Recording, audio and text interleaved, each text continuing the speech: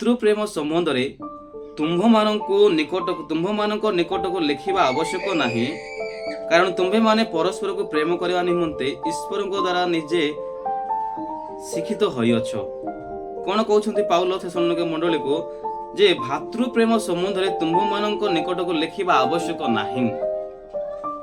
ଥେସଲୋନିକର ମଣ୍ଡଳୀ ଲୋକମାନେ ସେମାନେ ଅତି ସୁନ୍ଦର ଭାବରେ ଆଉ ଅଧିକ ମାତ୍ରାରେ ସେମାନେ ଭାତୃପ୍ରେମରେ ସେମାନେ ପ୍ରେମ କରୁଥିଲେ ଲୋକମାନଙ୍କୁ। ଆଉ ପାଉଲ କହୁଛନ୍ତି ଯେ କଣ, ଯେ ଭାତୃପ୍ରେମ ସମ୍ବନ୍ଧରେ ତୁମମାନଙ୍କ ନିକଟକୁ ଲେଖିବାର ଆବଶ୍ୟକ ନାହିଁ, ଏହିପରି ସେ କଥା କହୁଅଛନ୍ତି। କିନ୍ତୁ ଆଉ ଲେଖାଯାଏ, କାରଣ ତୁମ୍ଭେମାନେ ପରସ୍ପରକୁ ପ୍ରେମ କରିବା ନିମନ୍ତେ ଯେ କଣ ଈଶ୍ୱରଙ୍କ ଦ୍ୱାରା ନିଜେ ଶିକ୍ଷିତ ହୋଇଅଛ। ମୋର ପ୍ରିୟ ପ୍ରଭୁଙ୍କ ଲୋକମାନେ, ଆମେ ଈଶ୍ୱରଙ୍କର ଦ୍ୱାରା ପ୍ରେମ କରିବା ନିମନ୍ତେ ଆମେ ଶିକ୍ଷା ଦାନ ପାଇଅଛୁ। ପ୍ରେଜ୍ ଦ ଲର୍ଡ, ହାଲେଲୁୟା। ଯେ କଣ ଈଶ୍ୱରଙ୍କର ଦ୍ୱାରା ନିଜେ ଶିକ୍ଷିତ ହୋଇଅଛୁ।